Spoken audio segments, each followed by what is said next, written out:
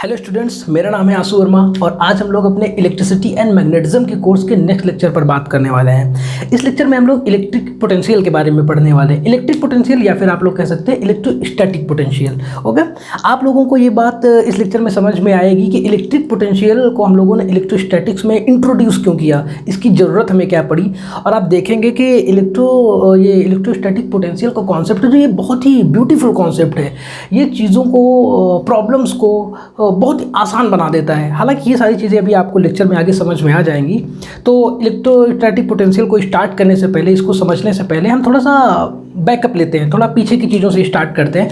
आपने देखा कि पिछले लेक्चर्स में हम लोगों ने बात किया, हमने बात किया था सबसे पहले लेक्चर में कि कूलॉम्स लॉ जो है वो सिर्फ और सिर्फ पॉइंट चार्जेस के लिए एप्लीकेबल है। अगर हमारा चार्ज कोई कंटिन्यूअस चार्ज है, जैसे लाइन चार्ज हो गया, सरफेस चार्ज हो गया, वॉल्यूम चार्ज हो गया, एक चार्ज को हम लोगों ने रिंग पर डिस्ट्रीब्यूट कर दिया, वहाँ पर हम लोग कूलॉम्स लॉ को अप्लाई नहीं कर सकते। कूलॉम्स लॉ से मैंने एक इलेक्ट्रिक फील्ड का फार्मूला डिराइव किया था।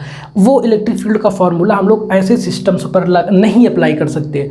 तो ऐसे सिस्टम्स पर हम लोग कूलॉम्स लॉ और इलेक्ट्रिक फील्ड के फार्मूलाज को कैसे अप्लाई करेंगे, ये सारी चीज़ें हम लोगों ने बात की थी। हम लोगों ने पिछले इलेक्ट्रिक फील्ड के फार्मूले में कुछ मॉडिफिकेशंस किए थे, कूलॉम्स लॉ में कुछ मॉडिफिकेशंस किए थे, कुछ सुधार किए थे ऐसे सिस्टम्स पर अप्लाई करने के लिए, है ना।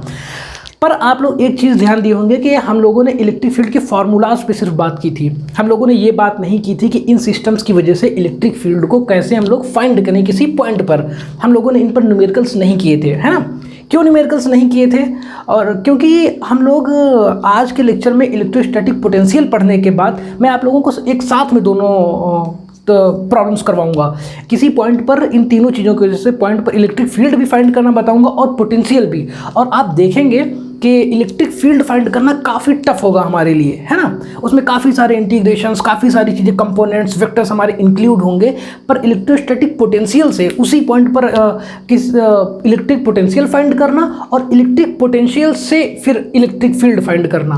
इलेक्ट्रिक पोटेंशियल का जो फार्मूला आएगा हम लोग आगे देखेंगे कि उसमें और इलेक्ट्रिक फील्ड में एक रिलेशन होता है। तो इलेक्ट्रिक पोटेंशियल से उसी पॉइंट पर इलेक्ट्रिक फील्ड फाइंड करना बहुत ही आसान हो जाता है ना। तो ये सारी चीज़ें हम लोग आगे देखेंगे। तो चलिए स्टार्ट करते हैं। आप लोग हेडिंग डालिए इलेक्ट्रोस्टैटिक पोटेंशियल।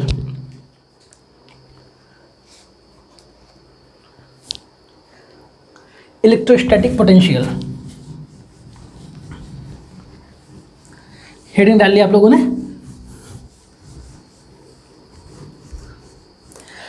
इलेक्ट्रोस्टैटिक पोटेंशियल पर बात करने से पहले, या हम लोग पोटेंशियल कहेंगे, सिर्फ पोटेंशियल पर बात करने से पहले उसको हम छोड़ देते हैं। एक और चीज़ पर हम लोग बात करेंगे, तब आपको पोटेंशियल पे और ज़्यादा क्लैरिटी आएगी। आप लोग एक मेरा स्टेटमेंट नोट करिए, दिमाग में डालिए अपना। ये स्टेटमेंट है कि electric field is a very very special and very very beautiful type of vector, या फिर कह सकते हैं कि फील्ड हमारी अदर वेक्टर्स के जैसा, और भी बहुत सारे वेक्टर्स होते हैं, अदर फील्ड्स के जैसा इलेक्ट्रिक फील्ड नहीं है। ये बहुत ही स्पेशल है। क्यों स्पेशल है इलेक्ट्रिक फील्ड वेक्टर?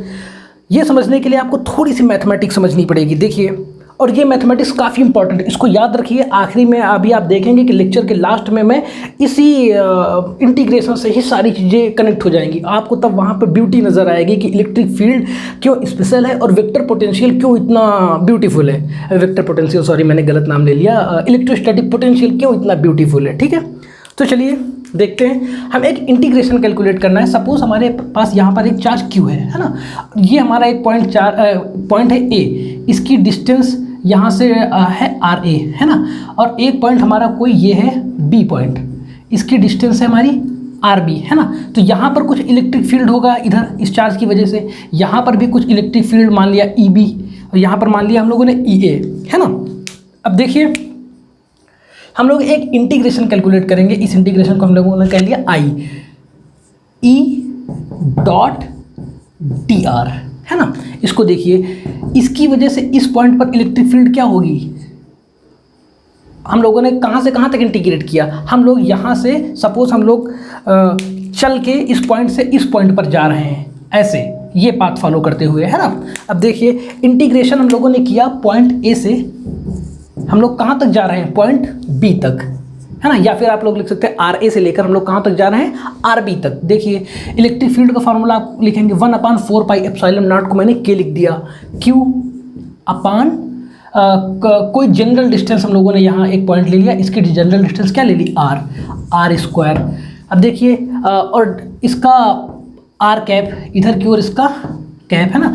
अच्छा डी आर को हम लोग क्या लिख सकते हैं, डी आर वेक्टर को हम लोग लिख सकते हैं डी आर का मैग्नीट्यूड और आर कैप इसका डायरेक्शन है ना। लिख लीजिए यहाँ पर डॉट डी आर और आर कैप है ना। अब देखिए आर कैप का डॉट क्या हो जाएगा 1, क्या आएगा हमारा K Q upon R square D R है ना। देखिए के अब आर ए से आर बी तक हम लोग गए, के कांस्टेंट है क्यू कांस्टेंट है, दोनों को बाहर ले लिया, क्या बचा आर के पावर -2 डी आर ए से आर बी तक है ना। ये क्या बचेगा के क्यू अपान आर, इसका इंटीग्रेशन क्या आर ए से हम लोग लिमिट लगा देंगे आर बी तक। देखिए क्या आया हमारा के क्यू इन ब्रैकेट आया 1 upon R B minus 1 upon R A. ये काहे की वैल्यू है हमारी ई डॉट डी आर आई है ना, ई डॉट डी आर की वैल्यू है। आप लोग देखेंगे कि इसमें हम लोगों ने कोई भी पाथ हम लोग अगर चलेंगे, चाहे ये चलें चाहे ये चले, इंटीग्रेशन की वैल्यू हमारी यही आएगी ना, आर ए आर बी यहाँ से यहाँ तक जाने में हमारा जो इंटीग्रेशन का वैल्यू है वो ये आया। अब एक चीज़ आप देखिए, ये बहुत ही ब्यूटीफुल चीज़ है, अभी आपको इंटरेस्टिंग लगेगा। देखिए अगर हम लोग इस पॉइंट को उठाकर बी को यहाँ से उठाकर किसी भी डायरेक्शन में कहीं से भी लाके ए पॉइंट पर ले आए है ना, यहाँ से चल कर के हम लोग वापस चले आए कहाँ पर आर ए तक, तो हमारा क्या हो जाएगा आर ए बराबर आर बी है ना। हम लोग यहाँ से चलकर अगर हम लोग वापस फिर से यहाँ पर आएंगे तो हमारा क्या हो जाएगा, एक लूप हो जाएगा, हमारा एक लूप बन जाएगा। और लूप के इंटीग्रेशन को हम लोग हमेशा ऐसे रिप्रेजेंट करते हैं। अब देखिए अगर इसको लूप का इंटीग्रेशन बनाना है तो हम लोग लिखेंगे ई डॉट डी आर। अगर हम लोगों ने इस इंटीग्रेशन पर एक सर्कल बना दिया तो इसका मतलब होता है, क्या मतलब होता है कि इंटीग्रेशन जो है किसी एक क्लोज्ड लूप में किया गया है ना, एक बंद परिपथ में किया गया है, एक बंद पाथ में किया गया है। अब ये वैल्यू क्या हो जाएगी, देखिए आर ए बराबर आर बी रखिए तो ये वैल्यू, ये दोनों कैंसिल, जीरो का मल्टीप्लिकेशन इसमें 0, तो ये क्या हो जाएगा वैल्यू हमारा 0। ठीक है, आप देखेंगे कि देखा आपने ई डॉट डी आर की वैल्यू हमेशा होती है हमारी क्या 0, एक क्लोज्ड पाथ के लिए। ओके, अब ये चीज़ इतनी ब्यूटीफुल चीज़ है, इतना ब्यूटीफुल इक्वेशन है ये, आप अभी समझेंगे। इस इक्वेशन को हम लोग डिकोड करेंगे। देखिए मैथमेटिक्स को पढ़ना, फिजिक्स को पढ़ना, अगर सिर्फ आप फार्मूला पढ़ रहे हैं, फार्मूला पे पढ़कर आप लोग न्यूमेरिकल सॉल्व कर रहे हैं, तो सर टोटली नॉनसेंस, आप बोर हो जाएंगे पढ़ के। आपको लगेगा कितनी बकवास सी फिजिक्स है, आप आगे फिजिक्स को परस्यू नहीं करना चाहेंगे, आप हायर स्टडीज में फिजिक्स को नहीं लेना चाहेंगे। अगर आप लोग इक्वेशंस को पढ़ना नहीं जानते हैं, इक्वेशंस के फिजिकल मीनिंग्स निकालना नहीं जानते हैं, ठीक, वैसे आप अगर मेरे कोर्स में पढ़ रहे हैं तो आपको मीनिंग्स निकालना धीरे धीरे समझ में आ जाएगा। तो चलिए ये इक्वेशन आप इसका स्क्रीनशॉट करना चाहें तो कर लें, मैं इसे रफ कर देता हूँ, फिर से ऊपर से स्टार्ट करता हूँ, है ना। अब इस इक्वेशन से हम लोग देखेंगे क्या क्या मतलब हमारे निकल रहे हैं। एक चीज़ याद रखिए, अभी हम लोगों ने इलेक्ट्रोस्टैटिक पोटेंशियल पर कोई भी बात नहीं की, ठीक है। चलिए हमें मिल गया ई डॉट डी आर इक्वल्स 0। हम लोगों ने देखा कि हम लोग कोई भी पाथ फॉलो करें, इंटीग्रेशन में क्या हम लोगों का कहीं पाथ में कोई गड़बड़ी आई थी, मैंने कहा क्या, देखिए पाथ का कोई टर्म नहीं आया। आप चाहे ये पाथ जाके कंप्लीट करें ये पाथ जाके लूप कंप्लीट करें, या फिर आप लोग एक ये पाथ जाके कंप्लीट करें। देखिए इस पाथ को हम रेड बना देते ना, ये एक पूरा पाथ रेड ही कर लेते हैं। और आप चाहे ये ब्लैक वाला पाथ जाएं, ये है ना, जरूरी नहीं कि आप लोग पॉइंट बी से क्रॉस कर रहे हैं, कहीं से भी क्रॉस करिए। ये ऐसा मान लिया हम लोगों ने, ऐसा कुछ है ना, कहीं से भी। और एक पाथ चाहे हम लोग देख लेते हैं, ये पाथ यहाँ से यहाँ तक ऐसे गए और यहाँ से यहाँ तक ऐसे आ गए, कोई भी पॉइंट है ना। इन तीनों चीज़ों के लिए, तीनों अगर क्लोज्ड लूप है हमारा, तो हमारा ई डॉट डी आर की वैल्यू हमेशा क्या होगी 0। तो इससे हमें समझ में आता है कि ई डॉट डी आर की वैल्यू पाथ पर निर्भर नहीं करती, इज इंडिपेंडेंट ऑफ पाथ। पहला पॉइंट आप लोग लिखिए, क्या, इंडिपेंडेंट ऑफ पाथ। ये एक इंटीग्रेशन है जो पाथ पर निर्भर नहीं करता, ठीक है। ये इंटीग्रेशन हमारा पाथ पर निर्भर नहीं करता, इसीलिए हमारा इलेक्ट्रिक फील्ड जो है इतना स्पेशल टाइप का वेक्टर है। आप कोई भी वेक्टर देखेंगे, जरूरी नहीं कि उस वेक्टर फील्ड, कोई भी वेक्टर फील्ड है उसमें जरूरी नहीं है कि उस वेक्टर का अगर हम लोग क्लोज पाथ में इंटीग्रेशन करें तो जीरो आए। पर इलेक्ट्रिक फील्ड एक ऐसा स्पेशल टाइप का वेक्टर फील्ड होता है, चार्जेस की वजह से जो फील्ड हमारा होता है वो ऐसा स्पेशल टाइप का फील्ड होता है कि उसमें अगर हम लोग एक क्लोज्ड पाथ में इंटीग्रेट करें तो हमेशा और हमेशा क्या मिलना चाहिए, जीरो मिलना चाहिए। अगर आपको देखेंगे, आप क्वेश्चन कई बार आपको पूछे जाएंगे, एक कई सारे 4 ऑप्शंस दे दिए जाएंगे, इसमें एक फंक्शन दे दिया जाएगा, जरूरी नहीं कि इलेक्ट्रिक फील्ड का फंक्शन के क्यू अपान आर स्क्वायर जैसा हो, आपको इलेक्ट्रिक फील्ड का फंक्शन दे दिया गया ऑप्शन में X I cap plus Y X square J cap, है ना, plus Z cube X Y K cap, ऐसा कुछ दे दिया गया। एक फंक्शन ऐसा दे दिया जाएगा 2x y i plus Z J cap plus X Y square K cap, ऐसे फंक्शन दे दिए जाएंगे और आपसे पूछ लिया जाएगा कि कौन सा फंक्शन इलेक्ट्रिक फील्ड को रिप्रेजेंट करता है। तो आपको क्या करना पड़ेगा, एक क्लोज्ड लूप में आप उसका इंटीग्रेट करके देखेंगे, जिसका इंटीग्रेशन जीरो आ गया वही हमारा इलेक्ट्रिक फील्ड पॉसिबल हो सकता है। दूसरे और बाकी के सारे इलेक्ट्रिक फील्ड्स क्या हो जाएंगे हमारे, कैंसिल, वो पॉसिबल नहीं होंगे, ठीक है। चलिए मैं थोड़ा सा टॉपिक से हट गया। चलिए, इंडिपेंडेंट ऑफ पाथ। अब एक चीज़ आप और थोड़ा सा इसमें डीपली जाइए, ये हमारा कोई पॉइंट है ना, ये कोई पॉइंट है। अब सोचिए हम यहाँ से यहाँ तक, ये पॉइंट ए मान लिया, ये पॉइंट बी मान लिया, यहाँ से यहाँ तक हम लोग ऐसे गए, बहुत सारा घूम के गए, है ना, और यहाँ से यहाँ तक वापस आने में ये ऐसे हम लोग गए, वापस आने में सिर्फ हम लोग ऐसे आए, है ना, ऐसे। आप देखिए एक चीज़ और महसूस करिए, आप देखेंगे कि बहुत लंबा हम लोगों ने पाथ ट्रैवल किया ना, इसके कंपेयर में बहुत कई गुना ये पाथ है ना। अगर इसकी वैल्यू आप 10 रखें, ज़्यादा है तो आप सोच लीजिए 10, और अगर ये कम है तो आप मान लीजिए 5, है ना। क्या इनका टोटल का जोड़ क्या हमारा कभी जीरो होगा? 10 है और ये 5, 10 5 15, जोड़ कभी भी जीरो नहीं होगा। इससे हमें ये पता चलता है कि अगर हम लोग दूर की ओर जा रहे हैं, है ना, दूर की ओर जा रहे हैं तो साइन जो है हमारा वो पॉजिटिव या तो निगेटिव होगा, कोई भी एक साइन, और जब वापस आ रहे हैं तो उसका साइन अपोजिट लेंगे। जाने के टाइम जो साइन लिया है, आने के टाइम का साइन वो अपोजिट होगा।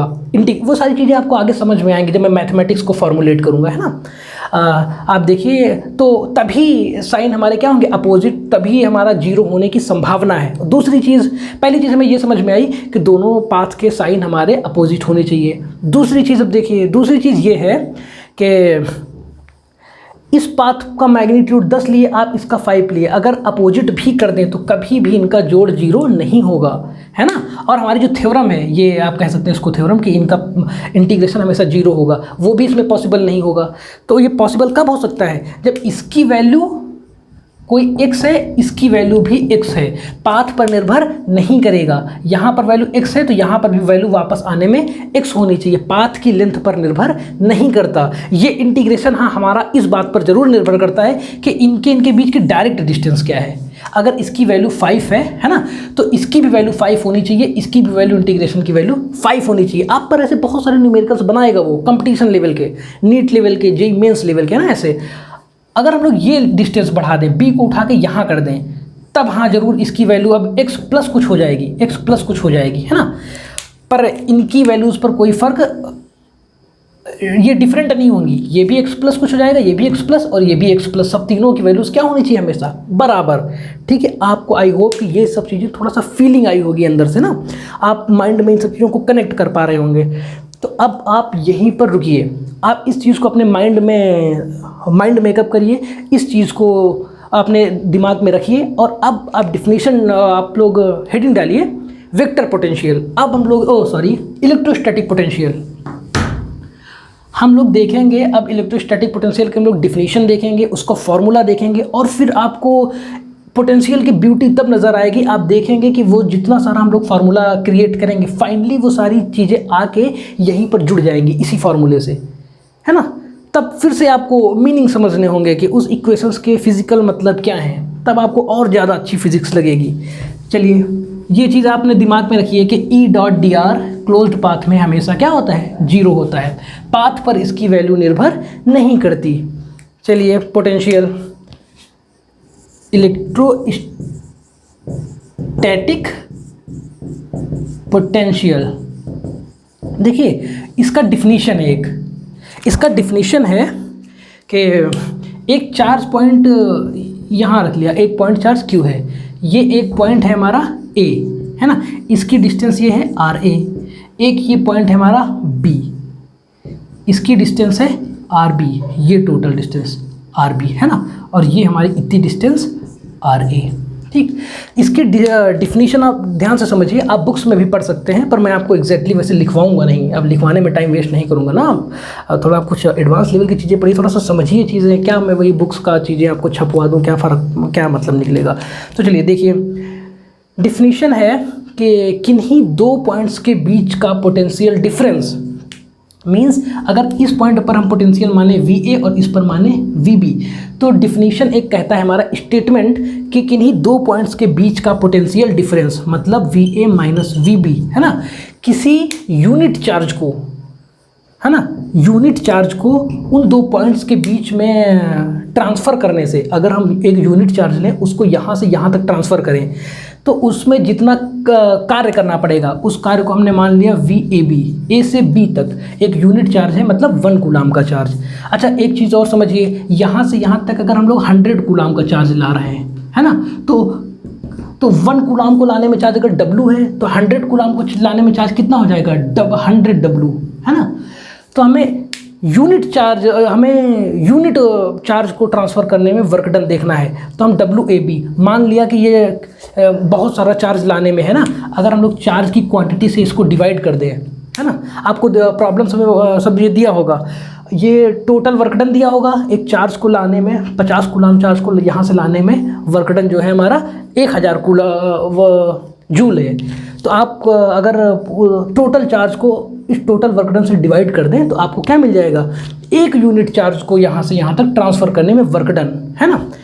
तो ये है हमारा इलेक्ट्रोस्टैटिक पोटेंशियल की डिफिनीशन। एक किसी यूनिट चार्ज को दो पॉइंट्स के बीच में ट्रांसफ़र करने में जो वर्क डन है, वर्क डन है, पोटेंशियल डिफरेंस उसके बराबर होगा। इसको एक बार फिर से मैं स्टेटमेंट रिपीट कर देता हूँ, किन्हीं दो पॉइंट्स के बीच में हमारा जो पोटेंशियल डिफरेंस है वो उन दो पॉइंट्स के बीच में एक यूनिट चार्ज को ट्रांसफ़र करने में जो वर्क डन है उसके बराबर होगा। ठीक है, अब देखिए इस फॉर्मूले में VA माइनस VB, W क्या होता है हमारा, स्केलर, है ना, ये वेक्टर नहीं है, और चार्ज भी हमारा क्या होता है, स्केलर, और पोटेंशियल का डिफरेंस चाहे पोटेंशियल हो चाहे पोटेंशियल का डिफरेंस हो, है ना, ये इधर की क्वांटिटी भी स्केलर है। तो हमें ये पता चलता है यहाँ से कि वेक्टर जो है हमारा पोटेंशियल जो है वो क्या होता है, स्केलर, मतलब अदिश राशि, स्केलर हमारा अदिश है, सदिश नहीं है। ठीक, और ये इसकी एक बड़ी इंपॉर्टेंट प्रॉपर्टी है, इसी की वजह से हम लोग देखेंगे कि ये इतना ब्यूटीफुल है हमारा पोटेंशियल। आगे आपको मैं दिखाऊंगा सारी चीज़ें करके। ठीक है, ये आप देखिए, इतना नोट करिए आप, है ना। अच्छा पोटेंशियल का हम लोग यूनिट लिखें तो वर्क का यूनिट क्या होता है, न्यूटन मीटर, है ना, न्यूटन मीटर पर कूलाम। तो जो हमारा इलेक्ट्रोस्टैटिक पोटेंशियल है इसको हम लोग काहे में मेज़र करेंगे, न्यूटन मीटर पर कूलाम, या फिर इस यूनिट को हम लोग एक चीज़ और बोलते हैं, वोल्ट। ठीक, पर ये सब चीज़ें नहीं, ये अभी आपको आगे मैं बताऊंगा कैसे, कहाँ पर। यहाँ पर सबसे ज़्यादा यूज़ होने वाला है वो हमारा क्या है, न्यूटन मीटर पर कूलाम। ठीक है, चलिए हम लोगों ने बता दिया कि स्केलर क्वांटिटी है, हम लोगों ने इसकी यूनिट्स देख ली। अब आगे हम लोग जो बात करेंगे वो ये है कि देखिए यहाँ पर हम लोगों ने एक चार्ज रखा है ना, Q, तो इसकी वजह से इस पर लगने वाला फोर्स क्या हो जाएगा, F बराबर Q इंटू E, है ना, Q इंटू E। अब हमें पता है इलेक्ट्रिक फील्ड कांस्टेंट तो है नहीं, ये R का फंक्शन है, तो यहाँ से यहाँ तक लाने में वर्कडन जो है, वर्कडन W क्या होता है, F डॉट डी आर को इंटीग्रेट करेंगे, है ना। ये क्या लिखेंगे, Q into E dot D are. देखना, बहुत ध्यान से समझना सब चीज़ें, यहीं से वापस जाके चीज़ें रिलेट हो जाएंगी। तो W हमारा क्या मिल गया, Q integration E dot D are. Q को हम लोग बाहर कर लिया क्योंकि Q जो क्या है स्केलर क्वांटिटी है। ओके,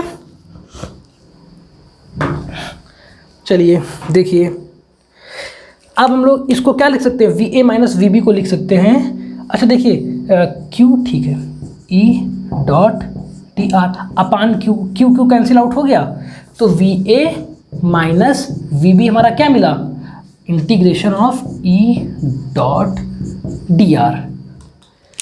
वेरी इंपॉर्टेंट, इसको नोट करिए। किन्हीं दो पॉइंट्स के इस डिफिनीशन से हम लोग इस डिफिनीशन पे आ गए। चाहे ऐसे निकालें आप, कई प्रॉब्लम्स में आप ऐसे नहीं निकाल पाएंगे, ऐसे निकाल पाएंगे। किन्हीं दूसरी डिफिनीशन कि किन्हीं दो पॉइंट्स के बीच का हमारा जो है पोटेंशियल डिफरेंस जो होता है, उन दोनों को पॉइंट्स के बीच में इलेक्ट्रिक फील्ड का इंटीग्रेशन के बराबर होता है। उन दोनों पॉइंट्स के बीच में अगर हम लोग इलेक्ट्रिक फील्ड को इंटीग्रेट कर दें तो हमें क्या मिल जाएगा। अच्छा एक चीज़ और देखिए, ये जो है वर्क डन हमारा इसमें डिफिनीशन में है कि जो यूनिट चार्ज हम लोग यहाँ से यहाँ तक लाए थे वो कैसा होना चाहिए, पॉजिटिव यूनिट चार्ज, और है ना, पॉजिटिव यूनिट चार्ज। अब देखिए टिफ्ट चार्ज हमारा जो है पॉजिटिव है, यहाँ पर ये भी चार्ज पॉजिटिव है ना। अब इस पर फोर्स कैसा लगेगा चार्ज पर, इधर की ओर, पर हम लोग इसे डिस्प्लेस किधर की ओर कर रहे हैं, अंदर की ओर। इस चार्ज पर हम लोग फोर्स लगाएंगे अंदर की ओर, तो वर्क डन देखिए W क्या होता है, F dot D are. F की वैल्यू, इन दोनों वेक्टर्स के बीच में एंगल कितना है, F का एंगल उधर है, R का वैल्यू इधर है ना, तो इन दोनों के बीच में एंगल है 180 डिग्री। और हमें पता है कि ये F डॉट डी आर को क्या लिखते हैं, F D R cos 180, cos 180 की वैल्यू -1, तो यहाँ पर हमारा -1 आ जाएगा। F डॉट डी आर की वैल्यू -1 है ना, यहाँ पे क्या आ जाएगा, माइनस VA माइनस VB बराबर minus E dot D are. ये फार्मूला आप नोट करिए, वेरी इंपॉर्टेंट फार्मूला। तो आपको पोटेंशियल की दो डिफिनीशंस मिल गई, चाहे आप इससे पोटेंशियल निकालें, चाहे आप इससे पोटेंशियल निकालें, डिपेंड करता है कि प्रॉब्लम में आपको क्या क्या चीज़ें दी हुई हैं, आप उस हिसाब से पोटेंशियल को कैलकुलेट करेंगे। पर एक चीज़ और, मैं थोड़ा सा गलत बोल रहा हूँ, पोटेंशियल को कैलकुलेट नहीं करेंगे, पोटेंशियल डिफरेंस को कैलकुलेट करेंगे। अब बात आती है कि हमें दो पॉइंट्स के बीच में पोटेंशियल डिफरेंस निकालना आया है ना, हमें इलेक्ट्रिक फील्ड दिया होगा, आप लिमिट्स रखेंगे, पॉइंट 1 की और पॉइंट 2 की लिमिट्स रख देंगे तो हमें दो पॉइंट्स के बीच में इलेक्ट्रिक पोटेंशियल का डिफरेंस मिल जाएगा। पर हमें किसी पॉइंट पर पोटेंशियल निकालना हो, है ना, अगर ये हमारा चार्ज है, इसकी वजह से यहाँ पर पोटेंशियल निकालना हो तो हम लोग क्या करेंगे, तो उसके लिए बात समझिए। रफ करता हूँ, दोनों फार्मूले आप नोट करिए। ये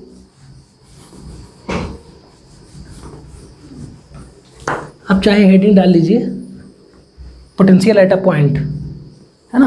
अब हम लोग किसी पॉइंट पर पोटेंशियल की बात करेंगे, अभी हम लोग बात कर रहे थे पोटेंशियल डिफरेंस के बारे में, अब हम लोग किसी पॉइंट पर पोटेंशियल की बात करेंगे। चलिए देखिए, एक एनालॉजी समझिए। अगर दो प्लेन्स आसमान में उड़ रहे हैं, है ना, एक से पूछा गया, ज़मीन पर कोई है और उससे पूछा गया कि आपकी ऊंचाई कितनी है, उसने कहा 1000 फीट, है ना, या फिर कह दिया उसने 5 किलोमीटर। दूसरे से पूछा गया आपकी ऊंचाई कितनी है, तो उसने कह दिया 7 किलोमीटर। अब सोचिए, ज़मीन पर बैठा आदमी उन दोनों, कौन सा प्लेन ऊपर है, 7 वाला या 5 वाला, वो तभी बता पाएगा जब दोनों ने अपनी ऊंचाइयों का क्या है, सेम जगह से बताई हैं। अगर पहले वाले ने भी अपनी बताई है कि हम, मेरी ऊंचाई जो है अमेरिका से, अमेरिका में जो वाइट हाउस है हमारा, व्हाइट हाउस, उससे 5 किलोमीटर, दूसरे ने भी बताई है कि 7 किलोमीटर, कहाँ से, व्हाइट हाउस से, तभी आप कंपेयर कर पाएंगे ना कौन सा ऊपर है। अब किसी ने व्हाइट हाउस से बता दी अपनी ऊंचाई, है ना, और किसी ने बता दी अपनी ऊंचाई,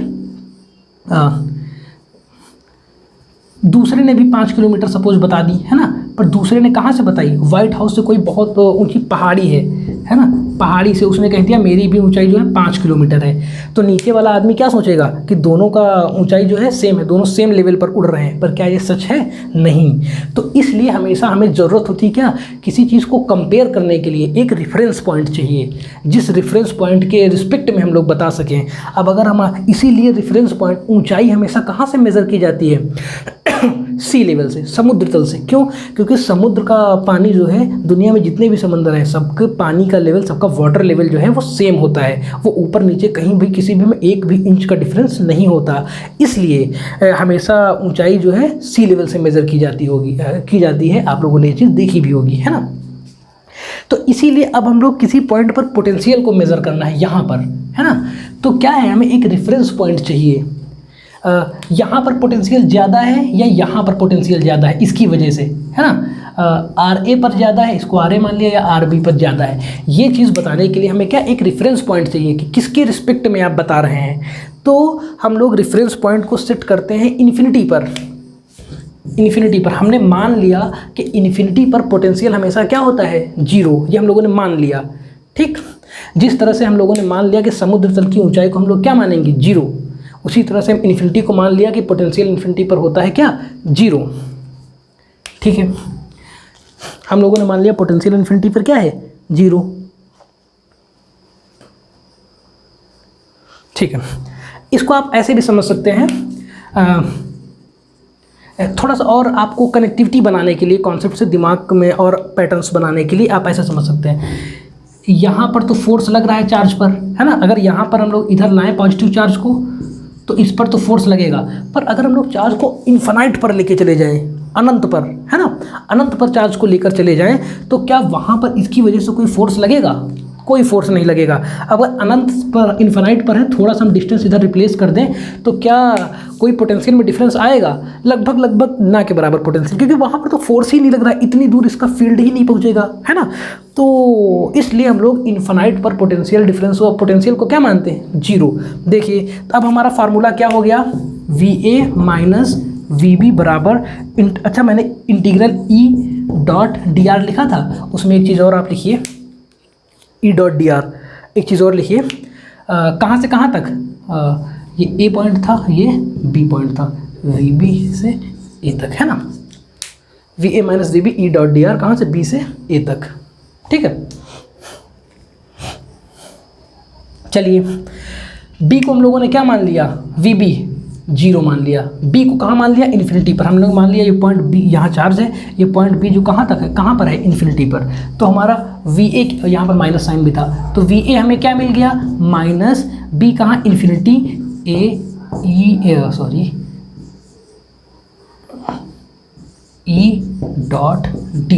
ये फार्मूला फिर से आप नोट करिए। किसी पॉइंट पर अगर हमें पोटेंशियल फाइंड करना है तो हम उसका फार्मूला क्या लगाएंगे, VA इक्वल टू किसी चार्ज की वजह से किसी पॉइंट पर, अगर हमें इस पॉइंट पर इस पोटेंशियल फाइंड करना है तो हमें क्या क्या पता होना चाहिए, E. इलेक्ट्रिक फील्ड का हम लोग क्या करेंगे, इंटीग्रेशन कर देंगे इन्फिनिटी से इस पॉइंट तक, ठीक। इन्फिनिटी से इस पॉइंट के लिए हम लोग इंटीग्रेट कर देंगे, तो हमें मिल जाएगा किसी पॉइंट पर इलेक्ट्रिक फील्ड, किसी पॉइंट पर पोटेंशियल। तो हमें पॉइंट पर भी पोटेंशियल निकालना आ गया।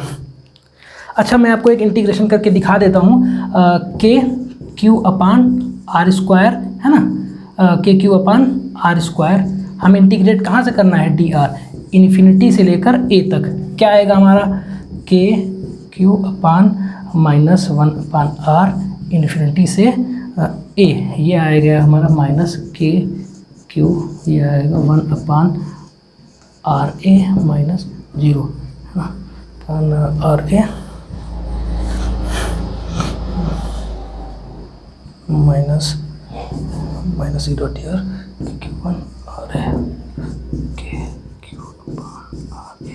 ठीक है। देखिए आप E.dr, E क्या है, इन्फिनाइट पर ओवर KQ/r², है ना, electric field, dot dr, r cap की वैल्यू 1 हो जाएगी, डॉट dr, है ना। अब हम लोग इसको इंटीग्रेट किए इन्फिनिटी से a तक, आगे माइनस भी लगाए, ध्यान रखिए, माइनस आगे लगाए KQ 1/r² का इंटीग्रेशन क्या हो जाएगा,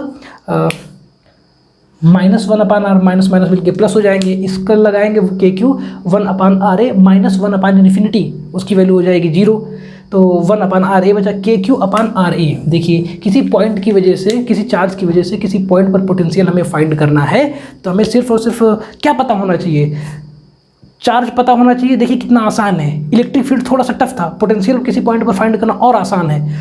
K कांस्टेंट है, Q इसकी वैल्यू पता होनी चाहिए, और इससे उसकी सिर्फ और सिर्फ क्या पता होनी चाहिए हमें, डिस्टेंस। कोई भी, अब क्योंकि ये पोटेंशियल हमारा जो है स्केलर है, कोई भी यहाँ पर वेक्टर हम लोगों ने नहीं लगाया, सिर्फ और सिर्फ आपकी डिस्टेंस पता हो, यहाँ पर आपको पता करना हो कि कितना पोटेंशियल है, तो सिर्फ और सिर्फ ये डिस्टेंस पता कर लीजिए आप, और इस के साथ इसको चार्ज का मैग्नीट्यूड मल्टीप्लाई करिए, डिस्टेंस के साथ डिवाइड करिए, हमें सिंपली पोटेंशियल मिल गया उस पॉइंट पर। ठीक है, अब एक बात समझ में आती है हमें, ई डॉट डी आर, है ना, थोड़ा सा वापस आते हैं फिर से।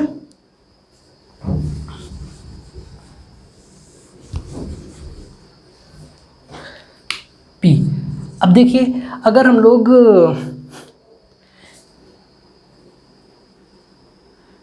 ए पॉइंट है और ये हमारा बी पॉइंट है ना, पर